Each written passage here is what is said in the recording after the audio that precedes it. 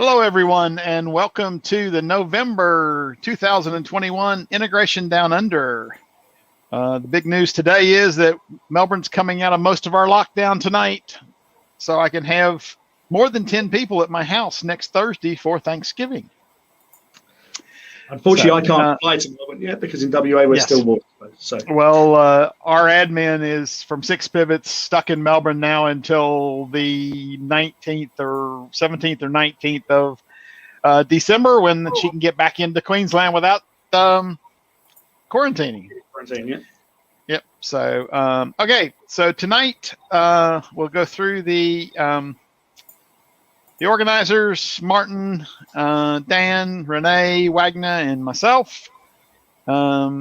And let's see. And tonight, basically, we have kind of a wrap up for the Ignite that was, what, two and a half weeks ago? Yeah, 2 weeks ago. Longer than that? Yeah. So we've got Dan, and it's going to be Martin starting, and then Wagner, then Dan, and then last but not least, myself. And going through a lot of the announcements that we've got from Ignite. So without further ado, I am going to hand over to Martin. And then I'm going to just go to what is it? No, not me. I want to be there. You can do my talking if you like, Phil. Bill. No, I'm just trying to figure out how to get this thing. How do I don't want to take myself out of the stream because there we go. No, that's not what I wanted to do. That's that. We'll just go with that for the time being. That's fine. Yep. So, hello everyone. Martin Abbott here. I get to choose Microsoft slides because I work for Microsoft, so that's the cool reason why I'm doing that. It's probably not much of a great reason, really. So I was originally going to talk about two things, but I've thrown a third one in just for the fun of it because it's another one that's quite interesting. So two of mine are preview, and the other one went GA. So from an Ignite perspective. So is this going to advance? It is, right? So the first one to talk about. Oh, by the way, I just love the new animated transitions that you get on in PowerPoint nowadays. That's great, right? So is Web Pub Sub. So essentially, anybody who's done SignalR, and I'll come to SignalR in a minute specifically, but anybody who's done SignalR will be familiar with what Web Pub Sub kind of does. So it's that real-time messaging on a website. The typical examples that you see for that are things like chat and that sort of stuff. Duplex communication over TCP, as I mentioned there.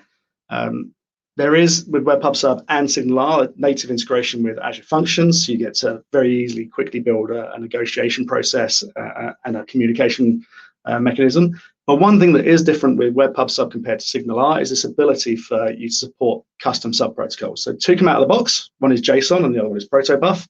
So if you imagine what this is a mechanism by which you can use the WebSockets and then essentially inline some kind of payload to go, some kind of structured payload to go across the wire to the backend service. So I'm going to be showing protobuf because I think that's the more interesting one. Everybody can send JSON, right? A little diagram at the bottom there is just ripped straight off of the Web Pub Sub website out the docs, and it just kind of shows the way that this thing is implemented. So you have a client. The client has, and I'm going to show a JavaScript client. So there's a JavaScript client that you can use for WebSocket connections. There's a service that you call, and then there's a backend server, which in this case is the Web Pub Sub service, of course. So I said it's kind of a bit like SignalR. I'm going to rattle through this one because the next one I'm getting to is probably more interesting.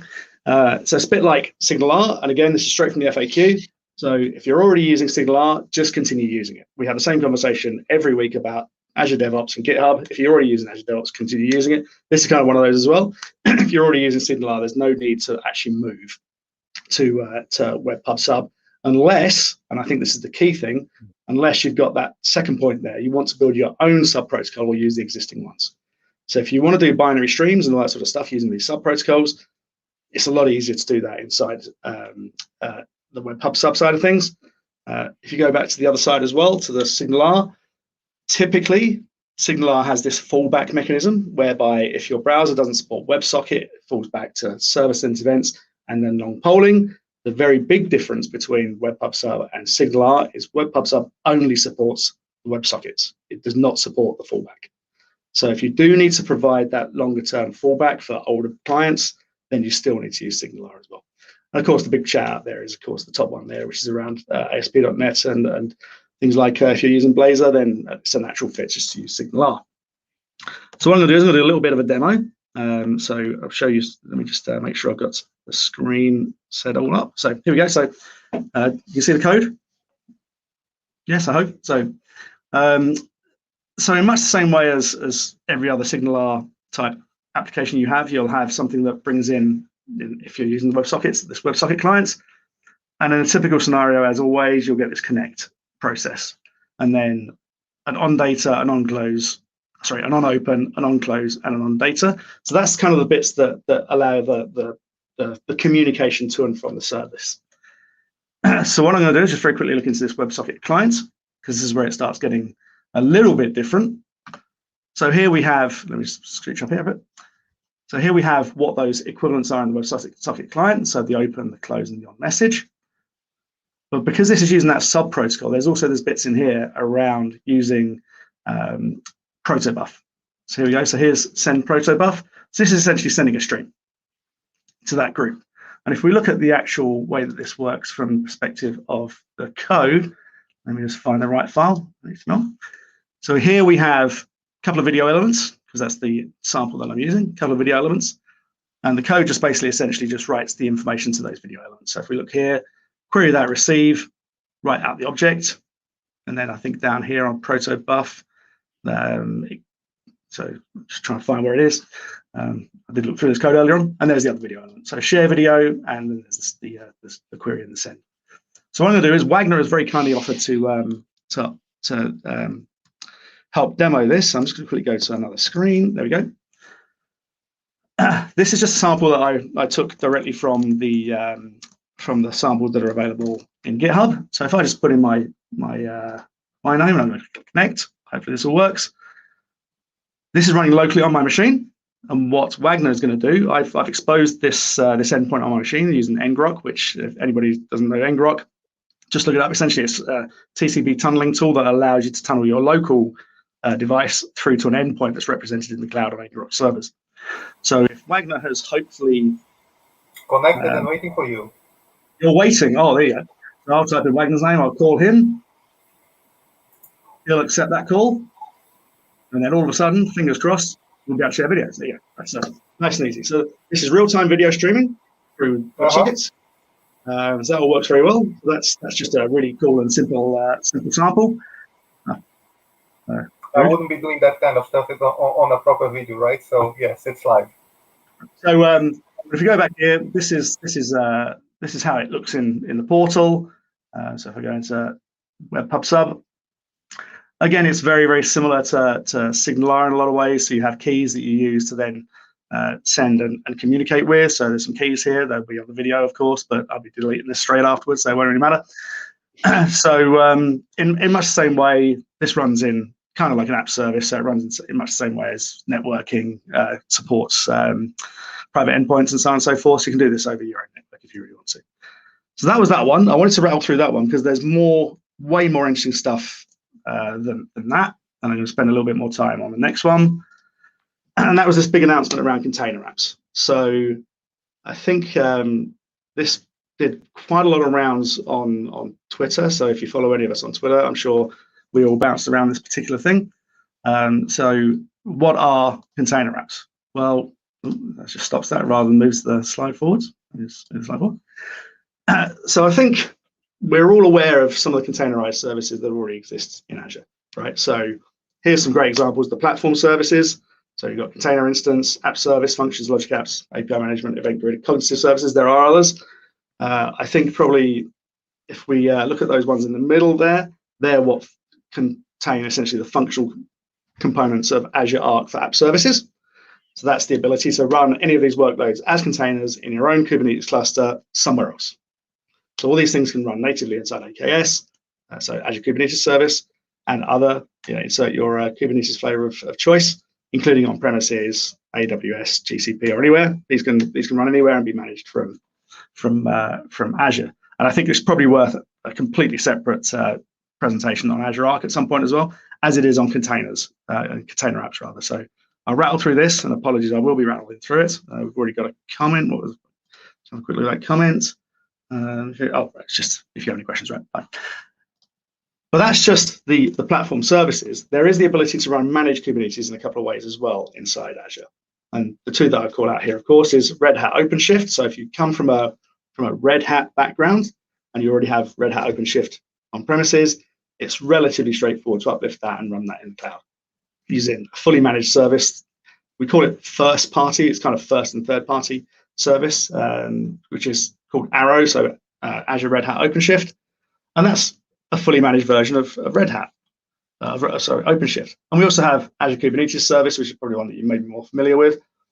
But I think the key point about this is that if you're really comfortable talking about clusters, nodes, CNI, which is the advanced networking inside AKS, or KubeNet, which is the basic, understanding about ingress controllers, whether you use that gateway, Nginx, or your own one, Helm charts for package deployment, all these things, I think, personally, I don't do a lot of Kubernetes, but personally, I think this is a lot of overhead that you have to at least understand some of in order to understand and really get the benefit from these services.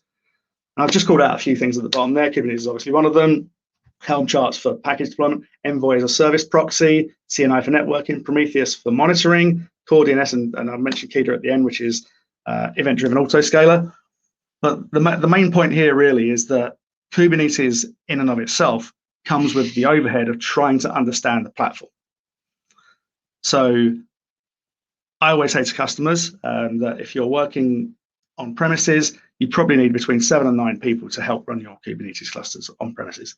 You don't need that many people when you're running it in the cloud, but you certainly need people who have good Kubernetes knowledge in order to get the benefit or the most bang for your buck out of either Red Hat OpenShift or Kubernetes service. So what does Container Apps give you?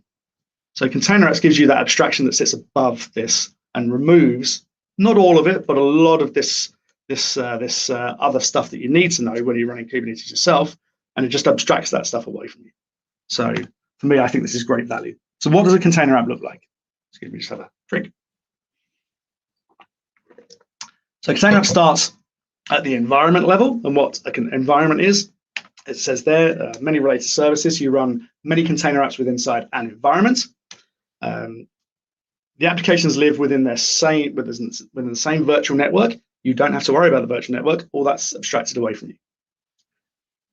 You can use Dapper. So again, that's another session that I think we'll probably run at some point as well. So distributed application runtime. So that's again the concept of containers that you can use to very quickly construct solutions, and there's a standard mechanism by which you communicate between them. So Dapper configuration is shared as well, and they all share the same log analytics workspace. So you get your logging, you get your communication, all in the confines of the environment. Within the containers themselves, containers at the moment they're only Linux-based. I don't imagine that will change anytime soon. Sorry, I meant to mention this is preview, by the way. This is currently public preview. You can get them anywhere, from anywhere. There's no required base image, as it says there. If you change something in the template that constitutes what the container is, that creates a new revision. I'll get to revisions in a second. And the pods, as you can see here, there's pods. You don't have to worry about the concept of a pod itself, because that's not important in terms of the way you scale. It's important in terms of the scale boundary, but you don't have to care about the notion of a cluster or a pod in the sense of the way what that means in Kubernetes.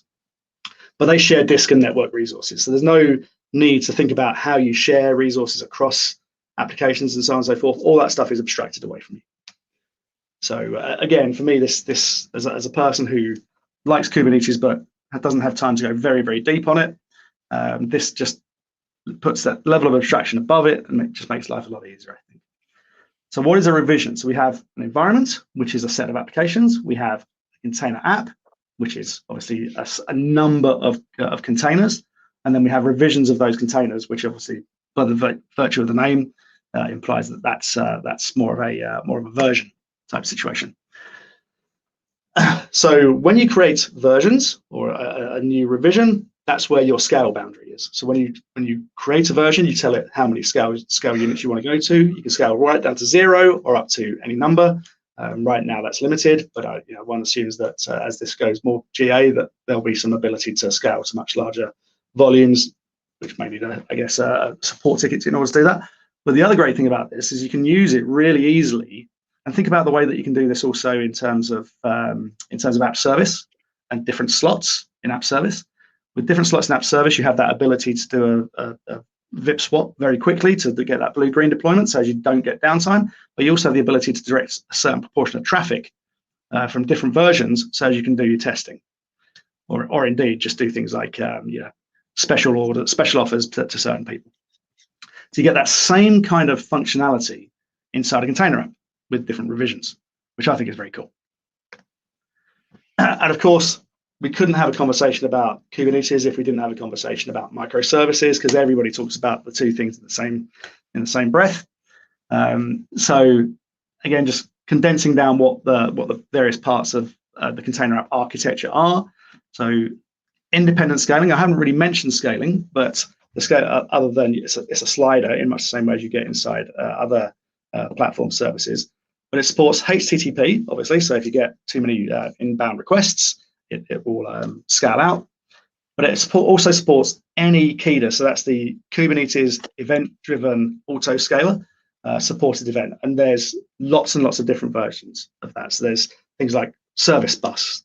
There's a bunch of things that aren't even in Microsoft's cloud. So you get to support lots of different event architectures to help scale out the microservices. And it's just there, right? So as long as you're supporting those events inside your container app, then they'll just scale. So versioning, the first version right now, when you publish something, the first version comes and you don't really get to set the scale very easily. It's part of the configuration. But every time you create a new version, you get to choose the scale and actually how Dapper is handled as well. Another cool thing is the fact that you can do upgrades side by side. So I mentioned the A/B testing. You can actually have those running at the same time, or you can have it so that you say, okay, every time I publish a new version, I want to automatically deactivate the old ones. That's what the next point's about. So you get that swap over. Service discovery. So I'll show you what these look like in the portal, and you can see what the container URL is. So there's the service discovery through the fully qualified domain name, but Dapper comes with its own mechanism for service discovery, and that's just inherent in the solution. And again, I'll show you a bit of code as to where you can find and manage that. The key thing here is that between the applications or between the containers, none of this ever goes outside ever goes outside to the internet. So, for instance, if you use the fully qualified domain name to get from one place to another place, it all stays within the network of your container app. And then last point there is native app integration. And the great thing about that, again, is that it comes with it's just a sidecar architecture. So you just load it in, supports MTLS out the box, tracing, retries, and a bunch of other things that you can just leverage. So it's pretty powerful. So again, I've shamelessly, just in the interest of expediency to get this done, I've shamelessly ripped off something from Jeff Holland because he's been doing a lot of stuff around this already. So the architecture that he came up with was, and you can fork the GitHub repo to have a play with this yourself, was this. So API management, so it's a storefront end. That store API also has a website running in it. There's an orders service and an inventory service, where I'm probably taking quite a lot of time. So let me just push on and get back to here. So this is the repo. So what I'm going to do is I'm going to just, because it takes a bit of a while to spin up, I'm just open that in new code space. So again, just to shamelessly show GitHub code spaces as well. It's not really part of this, but again, this is worth a definite intro at some point as well. So we'll come in here, we'll go back to my dashboard, and we'll go into my container apps. So you'll see here, let me just reorder this, that we have our container app environment. We have those three containers. So that's the Node app, the Python app, and the Go app. And then we wired in, or Jeff wired in a couple of other things as well. So the log analytics workspace and API service, API management service rather. So if we go into the container app environment first, loading. It's very skinny at the moment. I'm assuming that there'll be more stuff in here as time goes by. So we look into our apps, and there are our 3 apps. So obviously we can just click into these individually. So you remember I mentioned about ingress controllers. You have to make that choice when you're using Kubernetes. So in here, the choice is really, is this available? Is this enabled? Is there an endpoint enabled? And is it internal or external? Right. So that's really the decision you have to make here. And if we look into the Python one as an example, another example, you saw that that was publicly addressable. This one is internal only. So essentially what we're saying is that only that public endpoint can call this. And we call this through the service discovery process, which can either be the fully qualified domain name, or it can be that Dapper name. So that's the way that kind of works. So again, you can see here, there's secrets.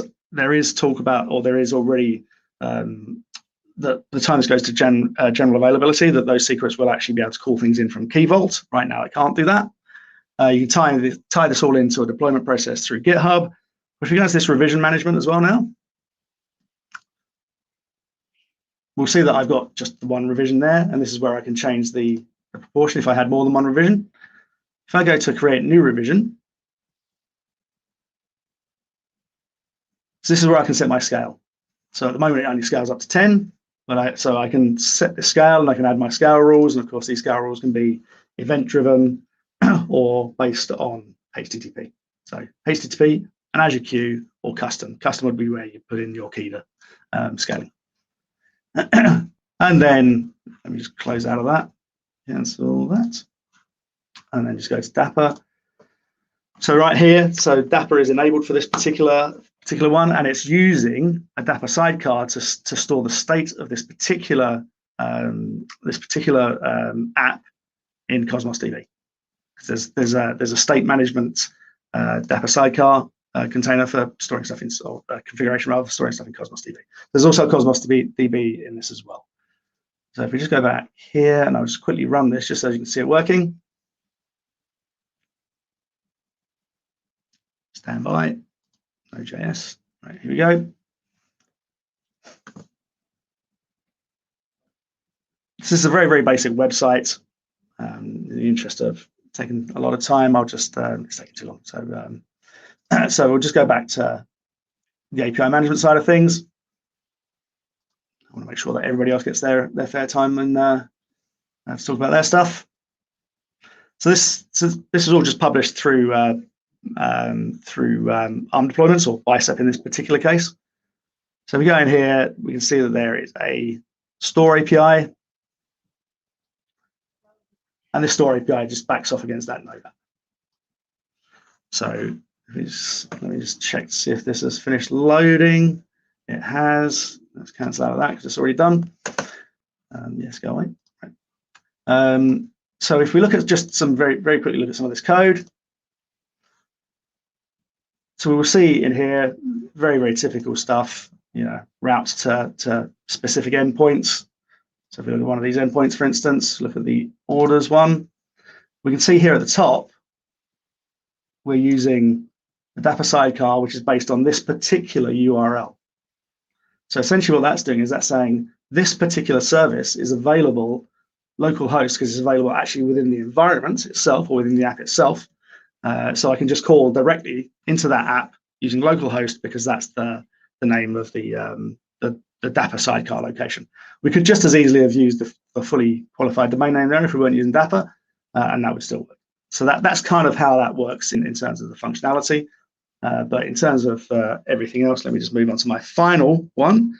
But I would certainly advocate spending some time looking at the container apps. It's still pretty new, but the documentation is already fantastic. So the team's done a really, really good job with the documentation. So definitely go there, and I'm sure we can probably share some links in the YouTube channel after this that are available for you to click through to, that are some of the samples that Jeff has created, and they're all very good.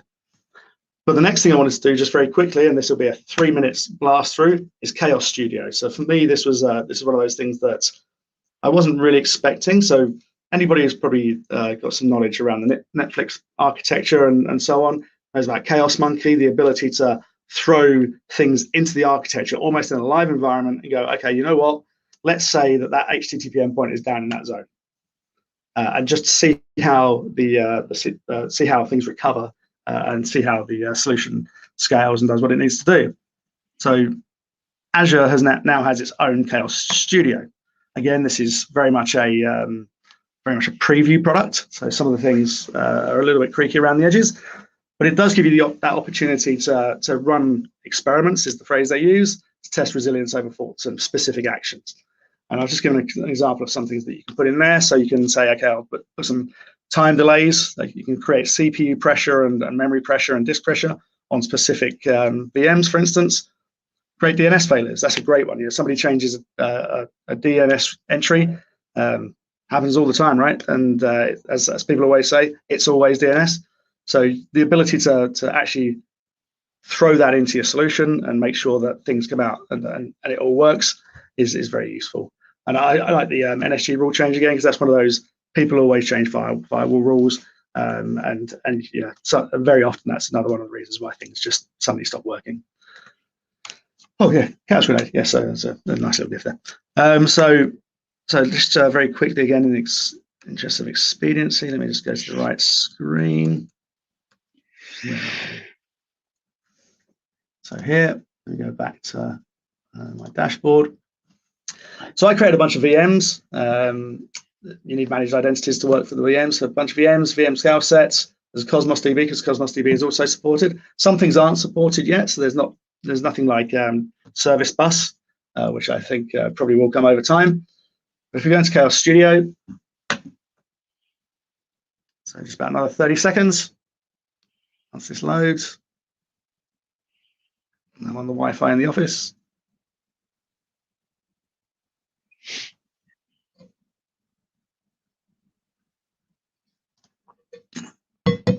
So when you click experiments, I don't actually have an experiment. But the one thing that you have to do is you have to provision your resources in zones that are supportive of Chaos Studio. So at the moment, that's not many zones, only 4 zones, or regions, beg your pardon. So you'll see that if I go into targets, these are all the things that I've enabled. And if I go into my experiments, essentially it's very, very simple. Click add an experiment, give it a name.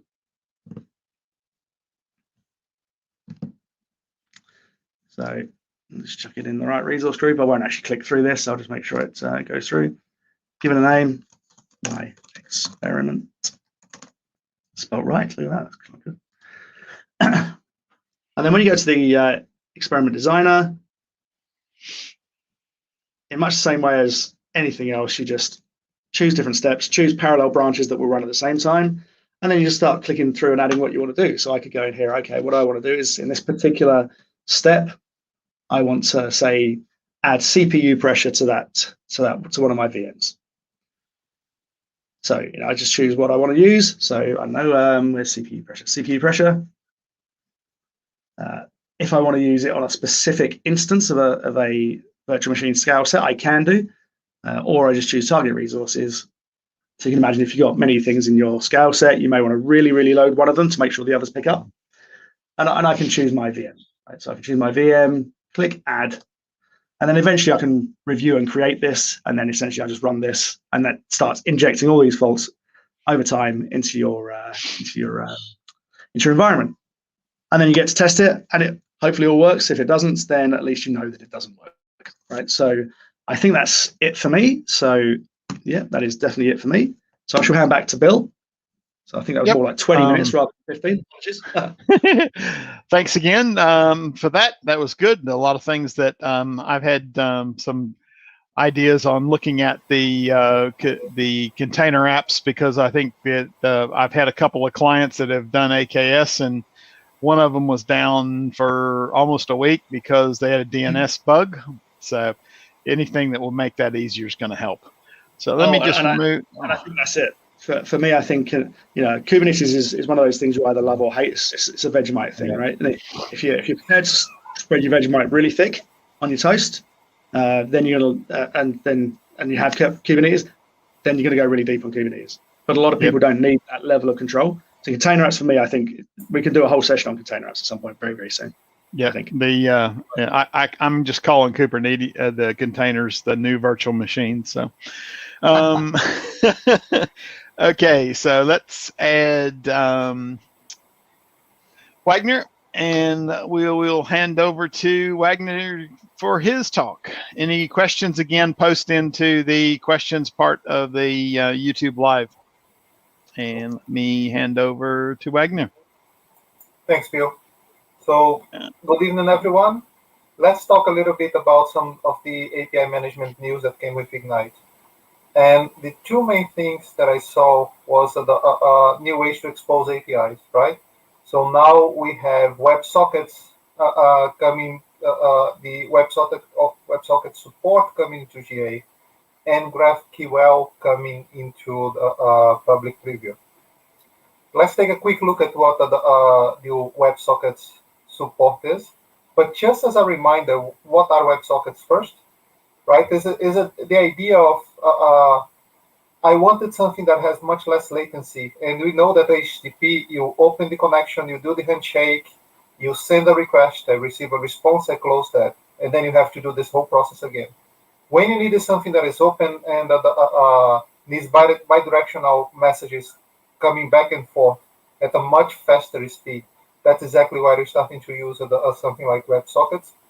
Really, lucky that Martin was showing Webpub Sub that is based on WebSockets that show exactly how fast that all of that can work. But what is the support on API management for that? So API management now allow you to do a pass-through version of the WebSockets, right?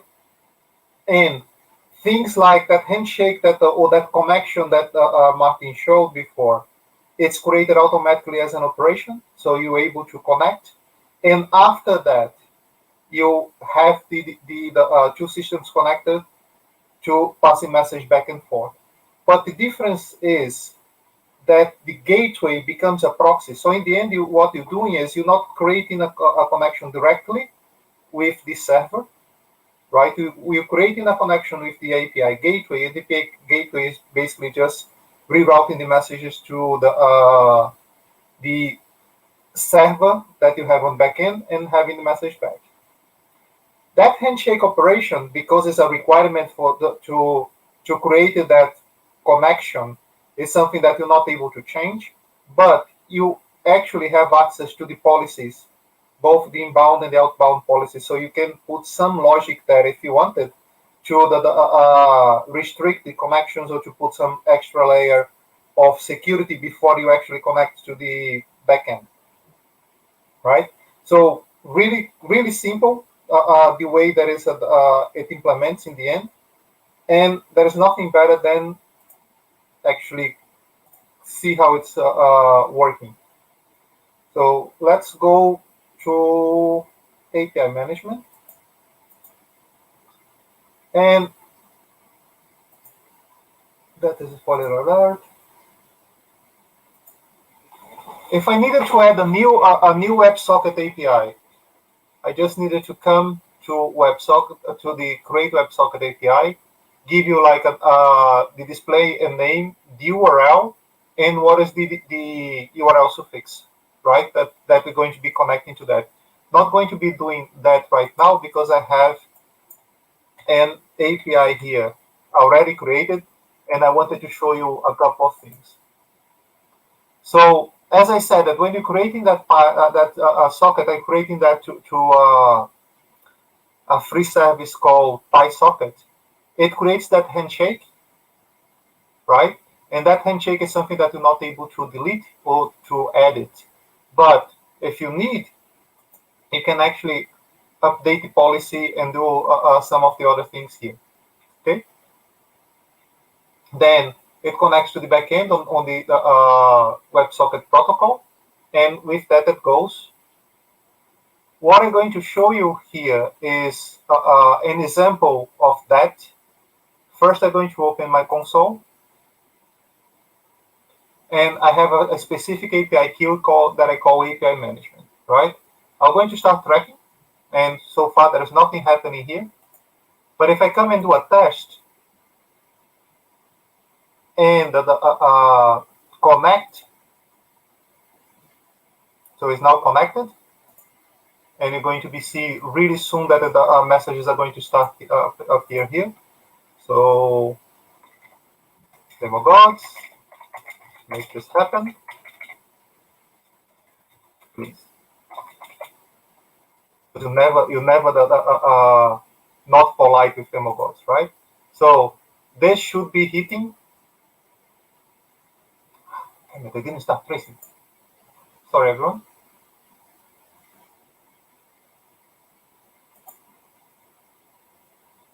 There we go. So now that we have a connection, let me start tracing.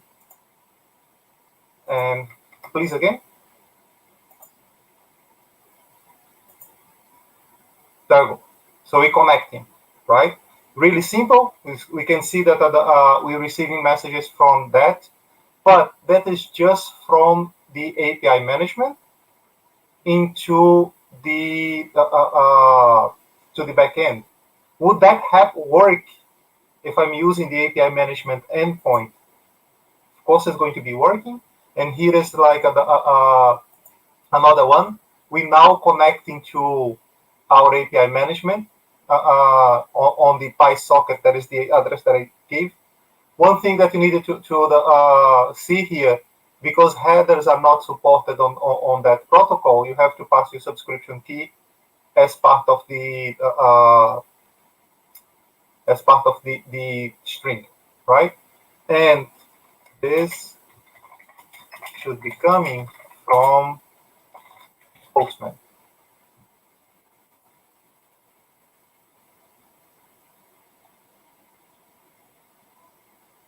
So let's see if it actually managed to connect. See that when I send that, it actually connected to API management, and in theory, I already have a connection with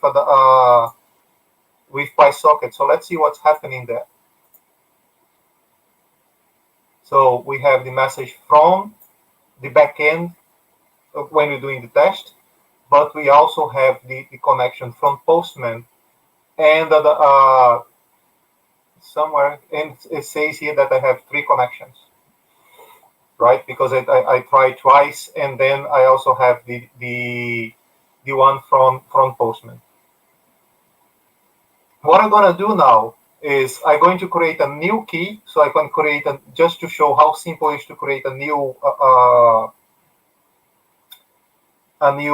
API management socket, web socket, and then after that I will show you that connection stays connected for as long as we want it, right?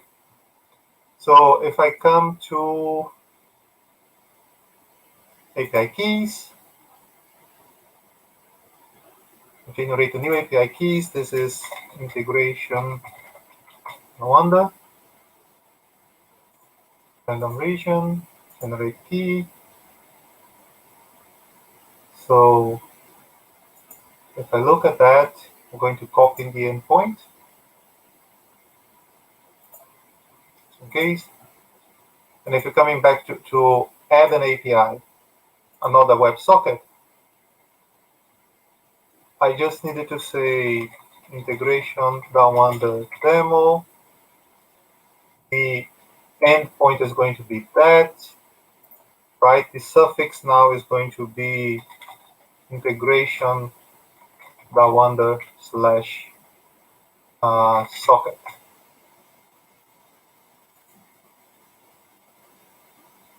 And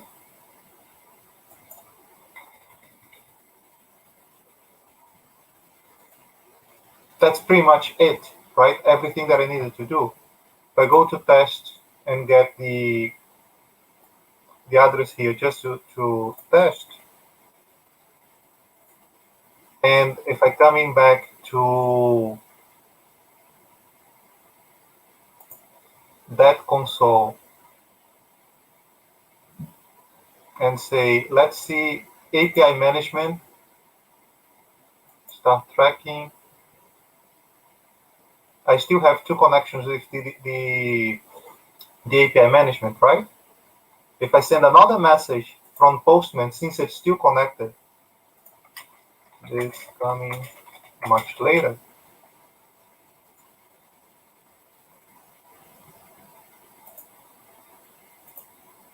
Still there. As long as you keep that connection open, it is connected, right? So one thing that I wanted to show. And now I'm going to change it here to integration Dawanda. And I still don't have inactive connections. So let's try to now connect that one. Here. Let's connect.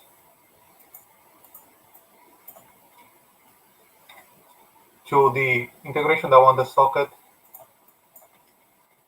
This should go to the other connection.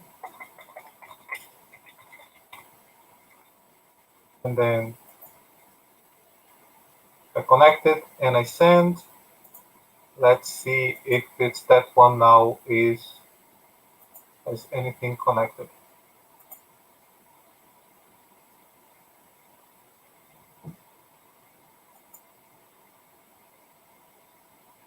We have connection, right? And it's tracking the channel. So let me send one more message on that one.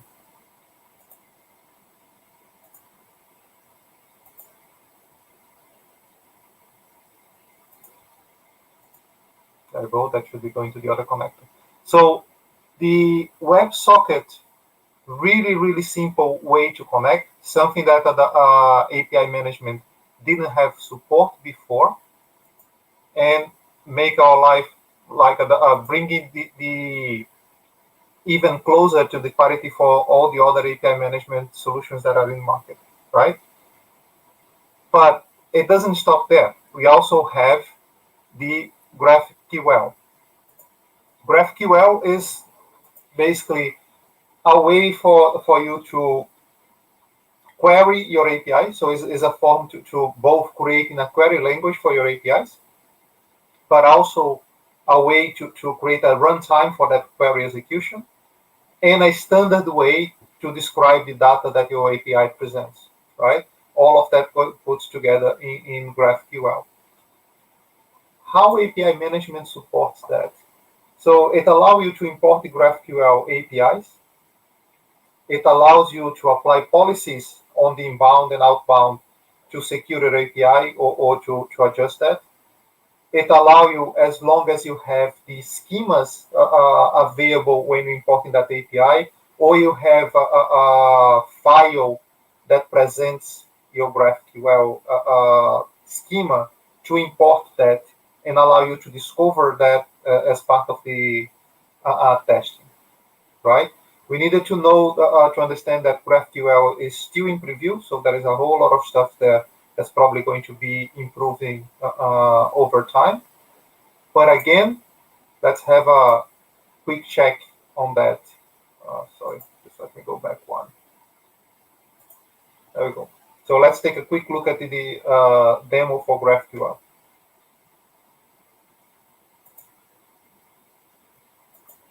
So same thing. What I'm going to do here is first I'm going to find one GraphQL API that I imported, right?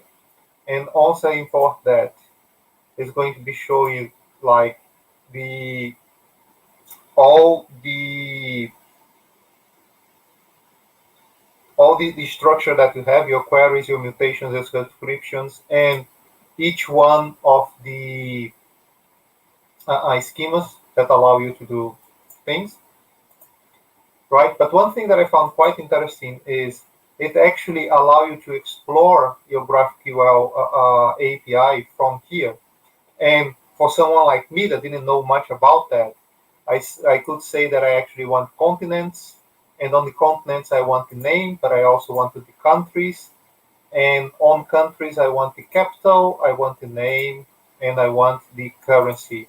It creates the query for me, and when I execute that, it goes to the backend service and brings all the information.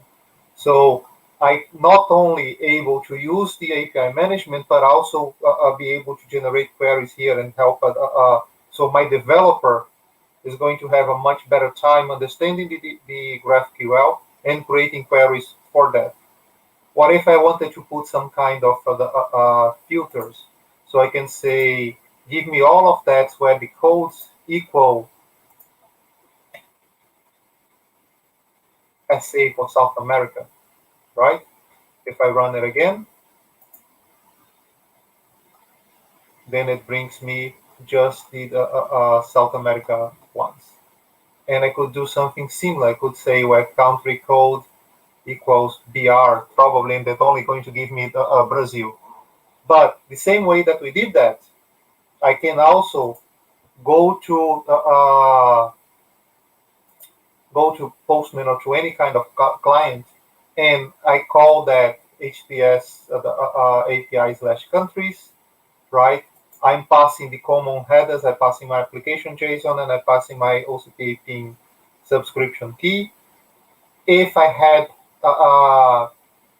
put in any kind of policies here to say that, only accept the calls with valid JWT tokens, I could be passing the token and validate that on the policies on the inbound. Same things that we do today on APIM would be supported on that. And on my body, I can just create a query just like I created there and execute. And I'm going to be receiving. So, but see that I'm actually going to API, APIM instead of going to my backend. Okay. From if you wanted to create that, is as simple as, just let me get the backend for that. It's just this one. And you're going to say that it's as simple as adding a GraphQL. And the enable for that would be integration.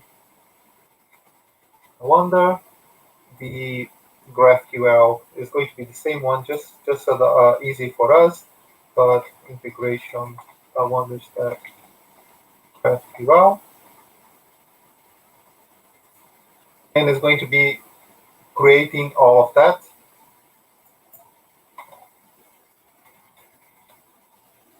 There we go.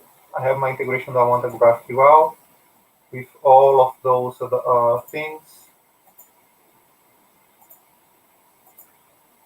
right?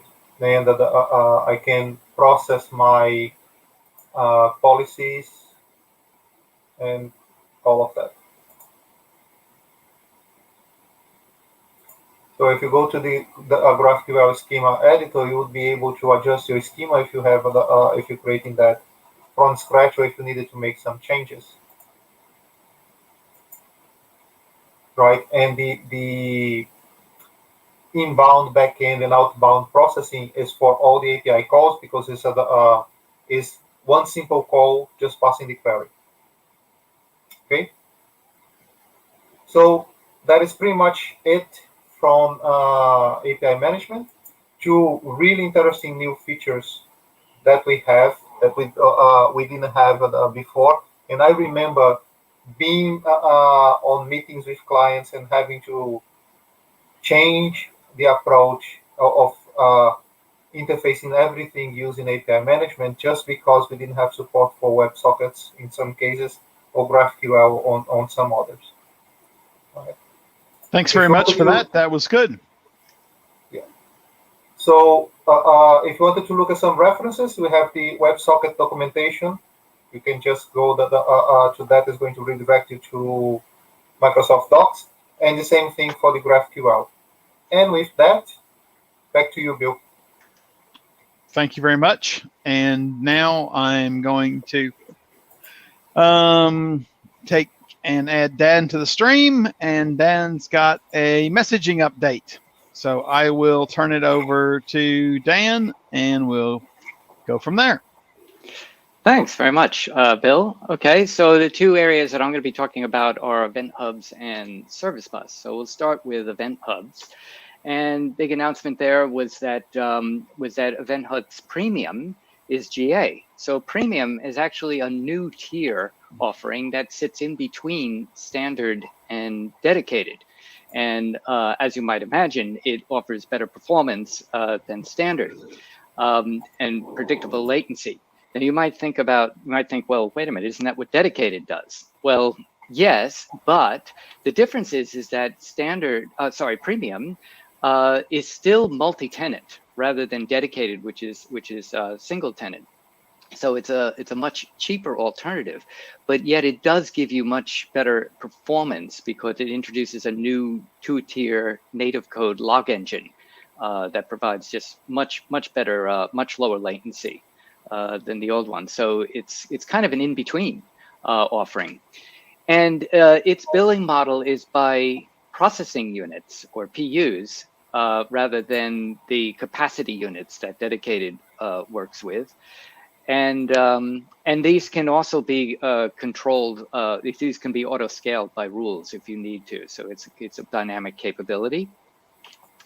If your performance is less than 120 megabit per second, then you will probably benefit from this plan over dedicated in terms of cost. It's much more cost effective. If your throughput's going to be a lot higher than that, then you probably still need to look at dedicated.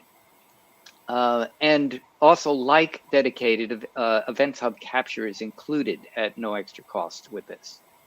So if we look at the plans side by side, you'll see that Premium offers pretty much the same features as dedicated, except that it's multi-tenant instead of single tenant. There's a few different tweaks as well, but essentially it gives you that higher level of functionality. And if you look at the pricing, so you'll see how what a difference it is between dedicated. Yes, so it's about 50 times more expensive than standard. But considering that you're getting extremely enhanced performance, you're getting your ingress events all covered, and you get capture included and all, and a much higher retention period. That's not terrible value, but especially when you compare it to dedicated, it's less than 1/5 the price of dedicated for that. So it really just comes down to how much capacity that you really need. So sorry, I meant to highlight that. Nope. So understanding what PUs are, or processing units, the way you configure that is when you choose the premium model, then you get this little progress bar that appears down here, processing units, and you can choose 1, 2, 4, 8, or 16. Those are the configurations that you can get. I've noticed a change in sound. Am I still connected? Yep, you're fine. I can hear you. It's fine. Great. It just went very quiet all of a sudden. So, okay. The other thing that affects Event Hubs too is that the Azure Schema Registry is also generally available right now. And the Schema Registry is basically a central repository that you can put schema docs in.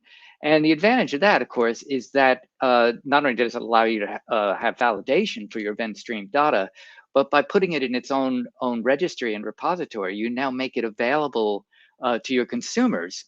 And it means that you don't have to attach your schema to the actual messages that you're sending. So there's a lot less overhead with that.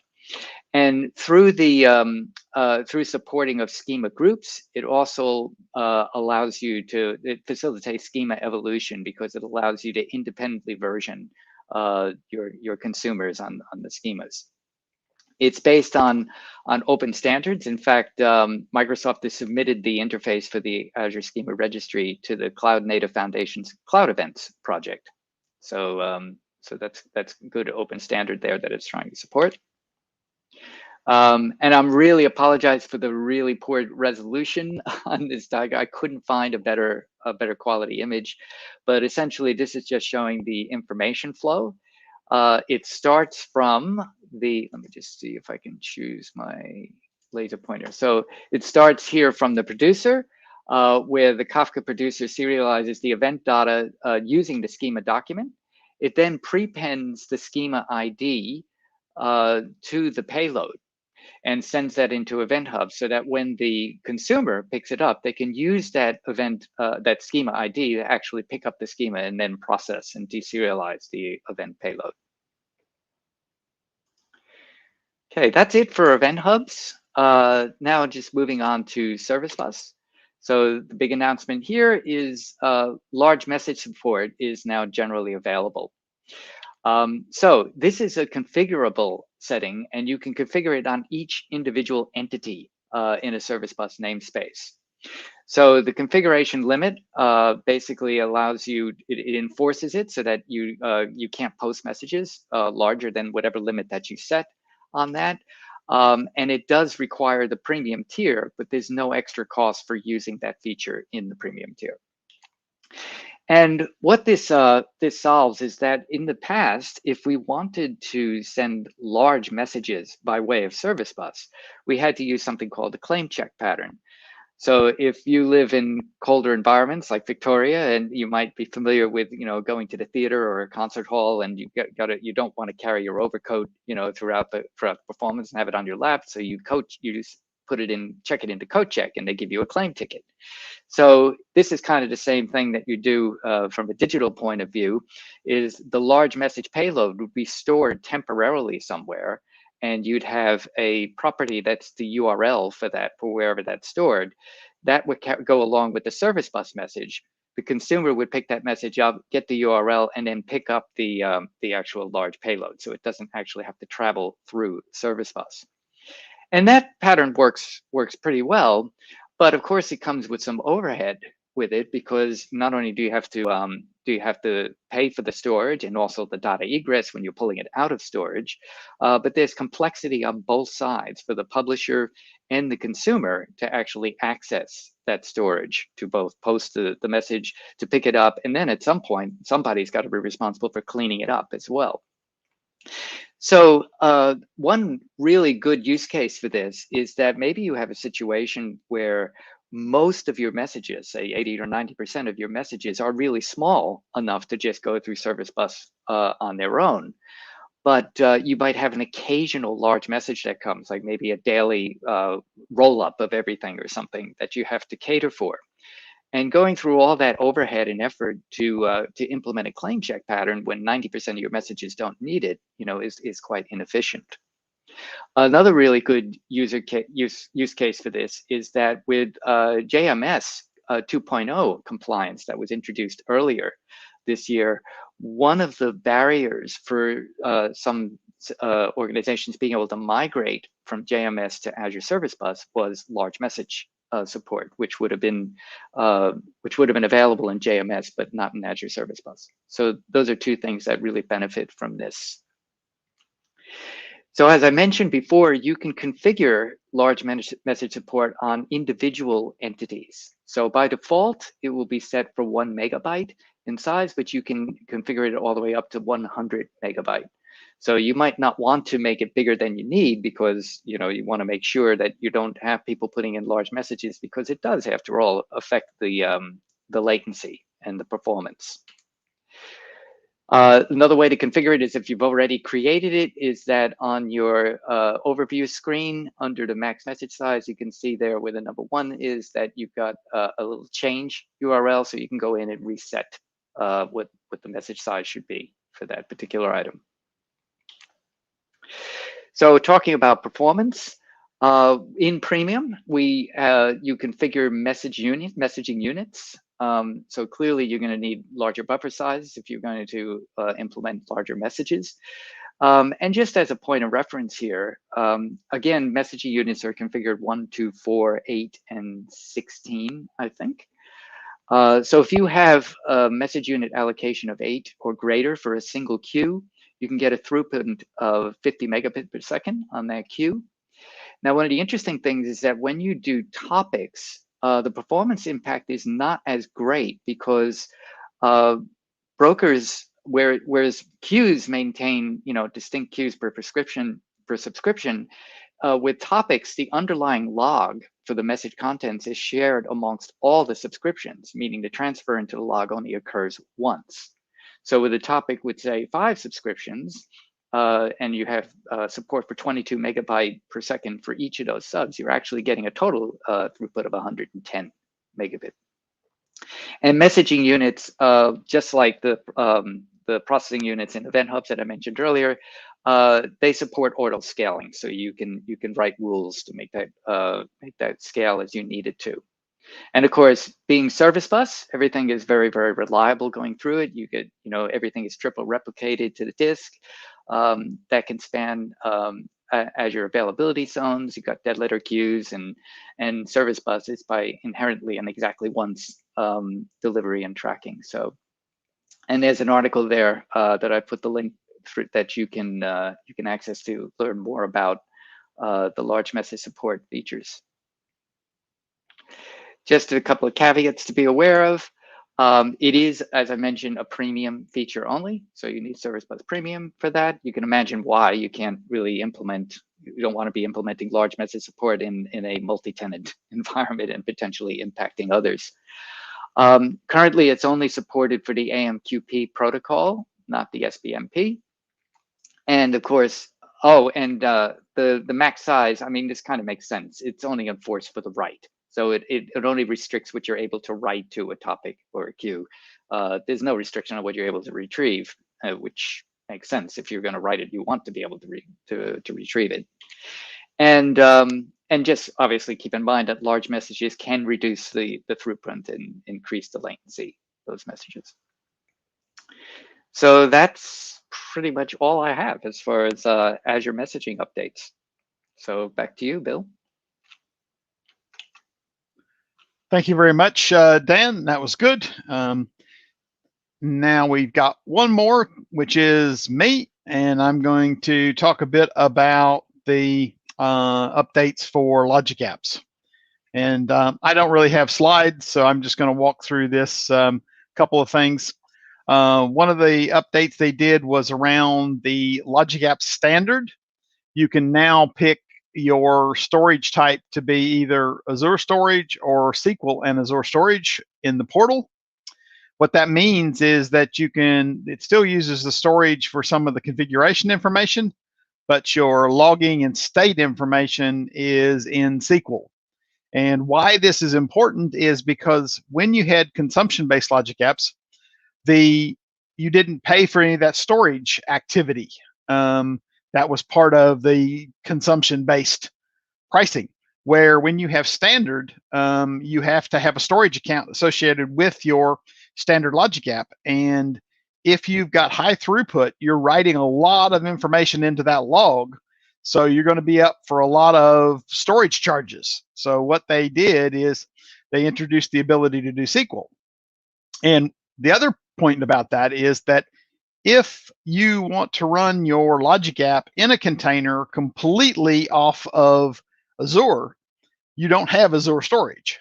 So you need an alternative, and most people know how to do SQL. So you'll have a SQL server somewhere in your network that you can use to do that, or you can run SQL in a container if you really, really want to, all of that. So that's one of the updates there is around the update for that in there.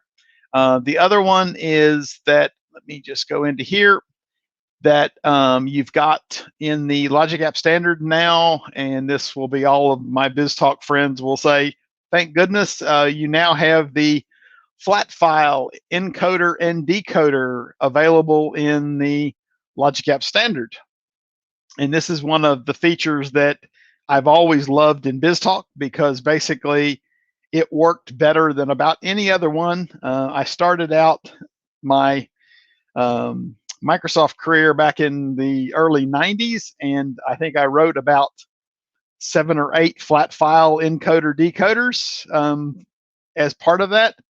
But the BizTalk one tends to be the best one. And again, it works like you would expect. It uses the flat file encoder, and it gives you a content and the schema you want to use.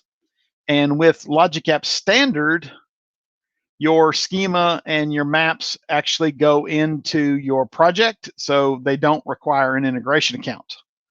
So that can be all self-contained, which means you can use it in a container on premise, so you can get some really good flat file encoding and decoding, because that was the one piece that was missing to really do a lot of the EDI stuff in this, is that that flat, there was a lot of times there's a flat file stuff that you need to do.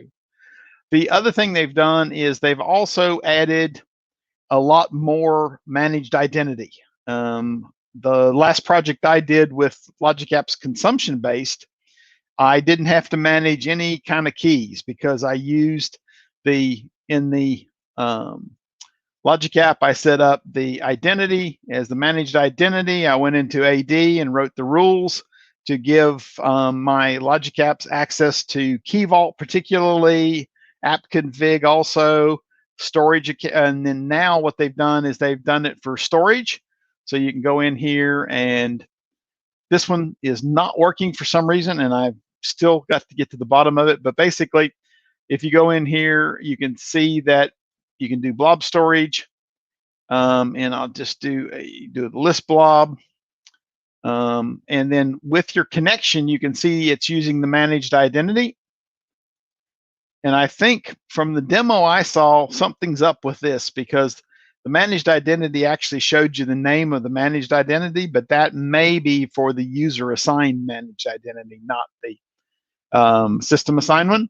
And then you should be able to take this drop down and go find the storage account based on the rules you've written in Azure AD, but for some reason it's just not cooperating. There are a few other ones that have, the other one that I like is that for managed identity is the HTTP.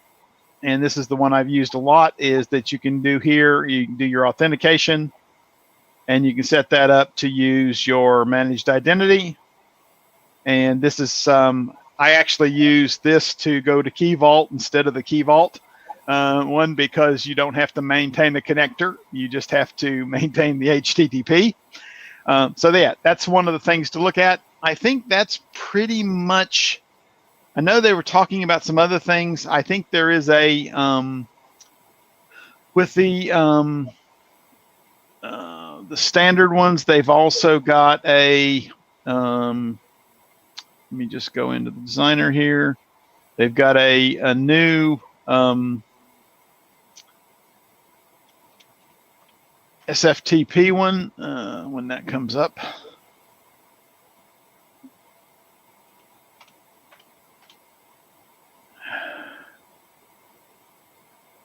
And then while I'm talking about SFTP, this is something we were trying to demo this time, but we didn't get a chance. There is a kind of public preview. You have to sign up for it, so it's not as public as it should be. There is a SFTP endpoint for Azure storage now. So that means that your clients can send files to your storage account, and then your clients can pull files from the storage account. And why that's nice is because that means that you don't have to have a third-party SFTP server setting somewhere, and then you can leverage Event Grid to know when you have a file ready to process. So that means when you SFTP a file into storage, Event Grid to your Logic App, so you get rid of all that polling and stuff that's involved with that. So if we look at the SFTP one, there's the get file content, and it's got a lot of the more of the details, I think, than the previous one had in terms of some of the features there.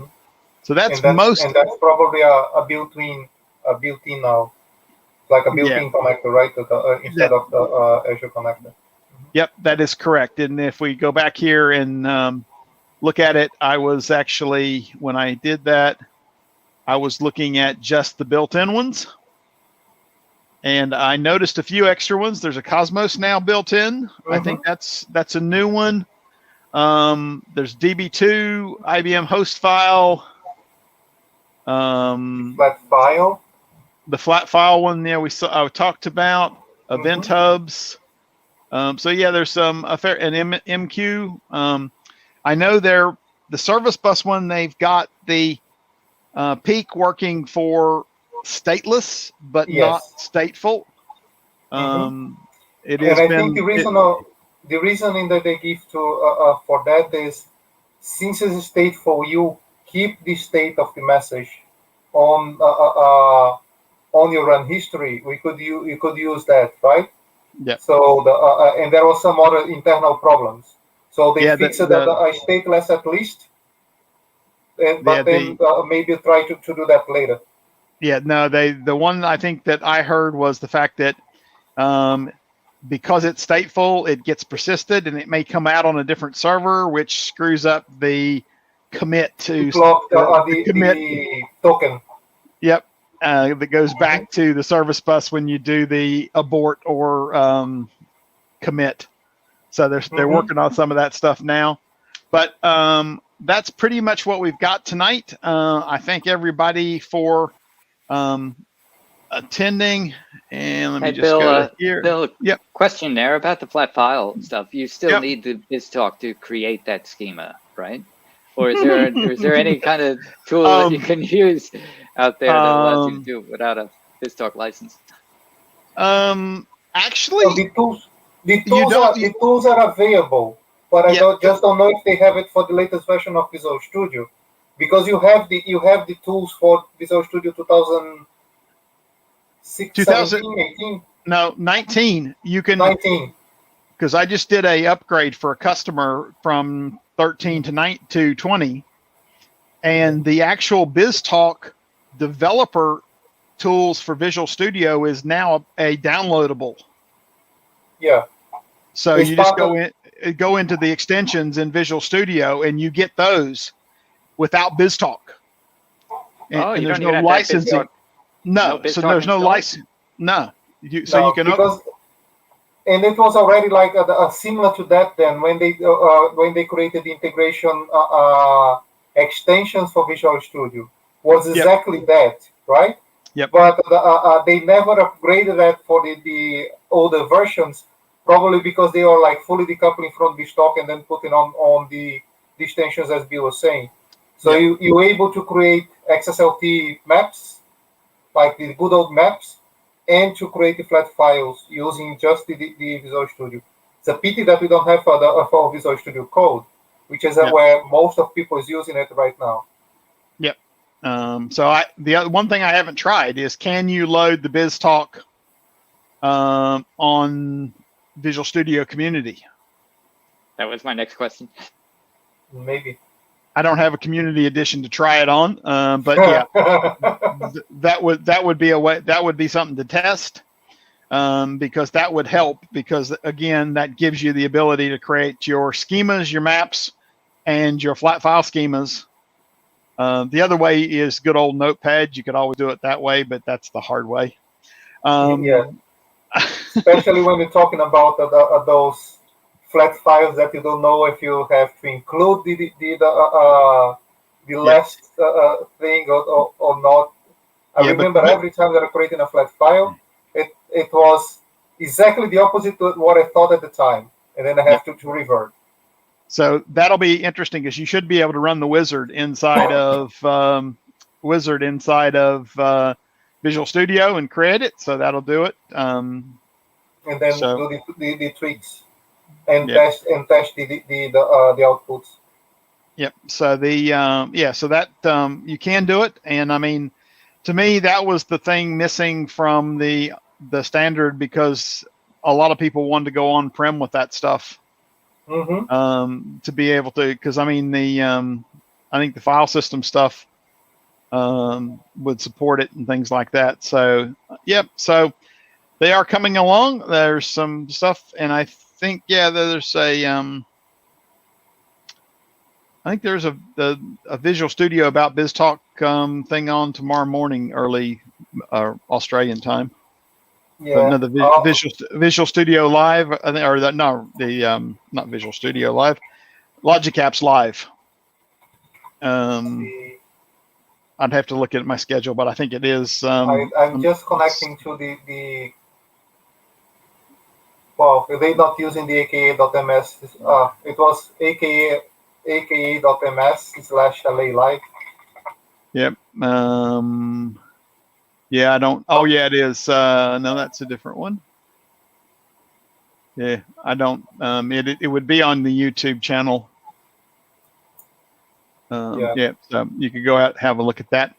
Any other comments, questions, anything, guys? No, nothing from me. It was quite good to see the other ones, and I'm really interested. I agree with Martin that we should be doing something about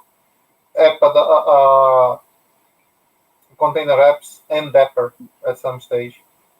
Yep, there's a fair few things out there at the moment that are worth a look. I know that the graph stuff for API management looks really nice because I had some other customers using some graph stuff that we wanted to do. Now, and the WebSocket stuff will help the API management side of things. But I think the one thing we get a lot of traction on that. Yeah, we ran into an issue though, is we were trying to put front door in front of API management, but it doesn't support WebSockets.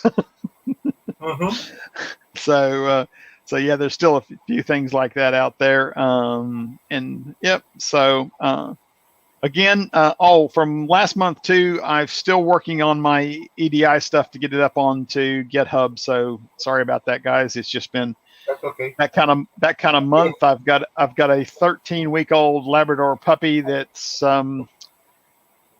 driving sleep deprivation at the moment. Yeah, and it's like with New Zealand with the borders closed and Auckland in lockdown, it's like finding people is being really hard. So that everyone is working as crazy, and it's not just it's everyone that I know, right? So it's meetings after meetings after meetings. Yep, I had a 5-hour team meeting today, which wasn't fun. Okay, guys, I'm going to end the broadcast now. Thanks everybody for attending.